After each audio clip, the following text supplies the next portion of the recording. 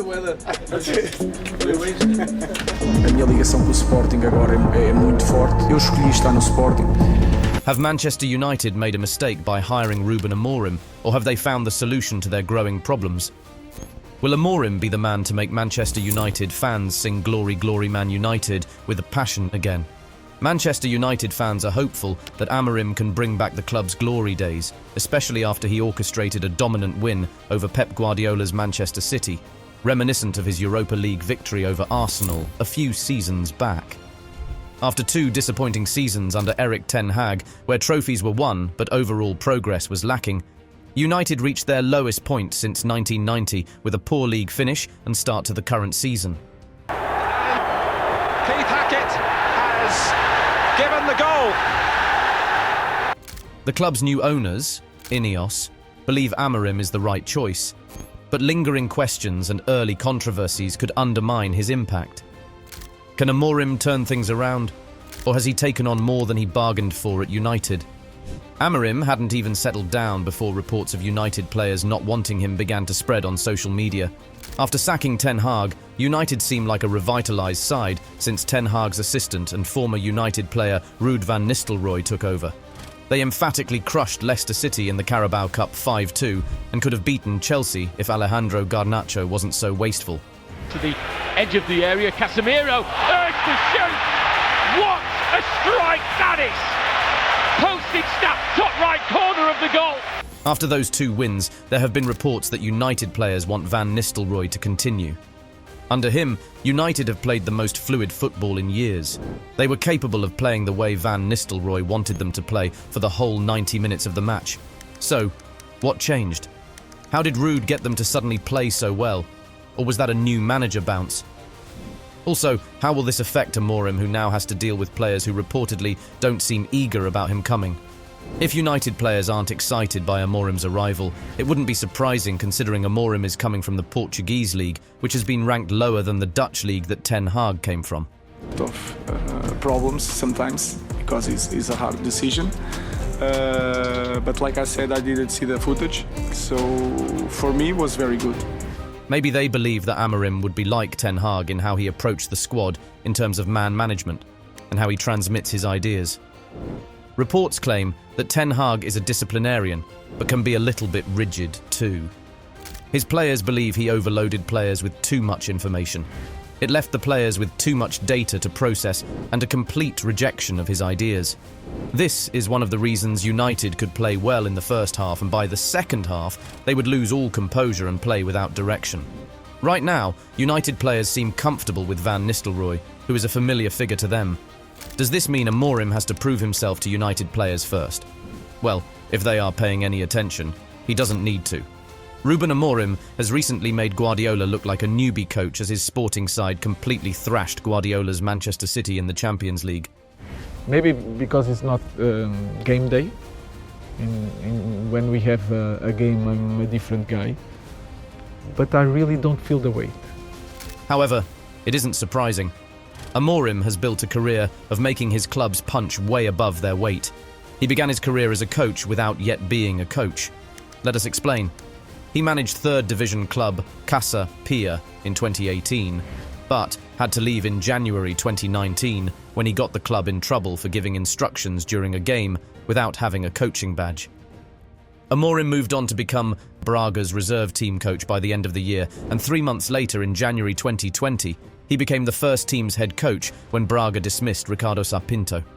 At Braga, he led them through an incredible winning run where he smashed the giants in the Portuguese league. He beat Benfica away, which was the first time in 65 years Braga had managed to do that. By March, he won 10 out of 13 games, which made him the top pick for the big clubs in Portugal. Eventually, Amorim went to Sporting by March 2020. His tenure at Sporting has been beyond spectacular. He helped them win their first league title in 19 years in the 2020-21 season and another one in the 2023-24 season. His style of play is effective and a hybrid of heavy rotational possession, wing, and even direct play. He was so good that Liverpool and West Ham were in the running for him at the end of the 2023-24 season. Liverpool wanted him to replace Jurgen Klopp, and West Ham had discussions with him too. For West Ham, Amorim had to pull out when fan backlash from Sporting was immense, and for Liverpool, they decided against him. This should worry Manchester United fans, who have hired and fired some of the top managers in the world lately. Jose Mourinho, Louis van Gaal and David Moyes all crumbled under the pressure of the Manchester United job. And now Liverpool's reject Amorim is who United think is the man that can lead the club forward. Why did Liverpool decide against him anyway? Before Jurgen Klopp's shock retirement announcement, I'm so happy. I can't believe it. I'm so happy about you all, about the atmosphere, about the game, about being part of this family, about us. Liverpool had been rebuilding their depleted squad, getting players who could play Klopp's heavy metal, run till you drop football, and also be secure in possession to help Liverpool control games. Liverpool were also preparing for life after Klopp, which came earlier than they thought. So Liverpool got Cody Gakpo, a versatile player who can play across the front line and also thrive on the half spaces on the pitch. Liverpool also signed the hard-working and brazy dribbler Luis Diaz to replace Sadio Mane, the sleek Diogo Jota to deputise for Mohamed Salah on the wings, and also play across the forward positions. The club also has the chaos-causing workhorse Darwin Núñez to replace Roberto Firmino. Speaking of workhorses, they signed Alexis McAllister. Then there was the surprise signing of the then unwanted Ryan Gravenberch and the panic buy of Wataru Endo. These guys were the athletes Liverpool fans dubbed Liverpool 2.0, and Michael Edwards, the chief executive of football at Liverpool, didn't think Amorim would be great for Liverpool. They wanted a manager like Klopp that was dynamic and would play high-energy and possession-based football. Essentially, they wanted someone similar to Klopp. Amorim, according to Liverpool's execs, was not going to be like Klopp. The execs at Liverpool believe Amorim's teams are slow in possession and out of it. Also, he played three at the back, which the Liverpool execs just didn't think would suit the club. So why did United make him their number one target? United didn't just make Amorim their number one target. They gave him an ultimatum to sign for them now or never. Amorim reportedly wanted to wait till the end of the season so he could start afresh. If United had been patient, this could have worked, especially since Van Nistelrooy had managed to rejuvenate the squad. But they don't want to take chances, as they still want to salvage the season and qualify for Europe. They also don't want to lose out on Amorim the same way they did on Thomas Tuchel. Still, United's insistence of Amorim is curious, since they don't have the depth to play his three at the back system because of lack of depth in the centre-back and wing-back positions. At least that's what some experts think. But is this true? In the centre-back positions, United currently have Lisandro Martinez, Matthijs de Ligt, Harry Maguire, Victor Lindelof, who played with Amorim when he was still a footballer, Johnny Evans and Lenny Yoro, who is still currently out injured. Even despite the injury of Yoro, United still have 5 options for the 3 CB roles. For the wing-back positions, they currently have right wing-backs Noussair Mazraoui, Diogo Dalot and the inexperienced Harry Amas, who are fit. Terrell Malaysia, who plays on the left, is still out with a knee injury, which should keep him out till 2025, and Luke Shaw, who also plays on the left, is currently not fit. Only Harry Amas can play that left wing-back role right now, and there is the problem of experience, but this isn't the first time Amorim would rely on youngsters. Will he be doing so in this case? Considering how high the stakes are. Speaking of stakes, there is one more problem with Amorim's signing that could make or break United. What is that? Let's save this for later. United, despite the problems they currently have, believe in Amorim. According to reports, they see him as the second coming of Sir Alex Ferguson. Ferguson was also a young coach who came from Aberdeen FC in the Scottish Premiership and ended up winning United's first league trophy in 26 years. Before Ferguson, United had become a side who only thrived in domestic cup competitions, which is also their current reality. Ten Hag has helped United break their trophy duck with a Carabao Cup and a miraculous FA Cup win. Now, Amorim is expected to improve United and make them title challengers with his famous 3-4-3 system, which transforms to 3-4-2-1. So, given the reality of this United squad, how will this work? The core of Amorim's style is possession, and to achieve this, Amorim asks his goalkeeper and centre-backs to start play from the back. The goalkeeper will act as an extra man for the purpose of building up and beating the opponent's press. Andre Onana is great at using his feet, and United signed him to help them start play from the back. Unfortunately, the lack of tactical understanding of Ten Hag's style has made Onana unable to play to his best. Amorim also relies on wing-backs, as we have mentioned before. His wing-backs provide width and also help him establish a more direct play by forming partnerships with the striker. At United, Dalot and Mazraoui will play right and left wing-back, which can be a problem for United. Mazraoui or Dalot on the left will affect United's fluidity under Amorim. It could make or break the whole system. The lack of a left wing-back means Dalot and Mazraoui will instinctively want to move inside the pitch so they can be able to use their favoured foot.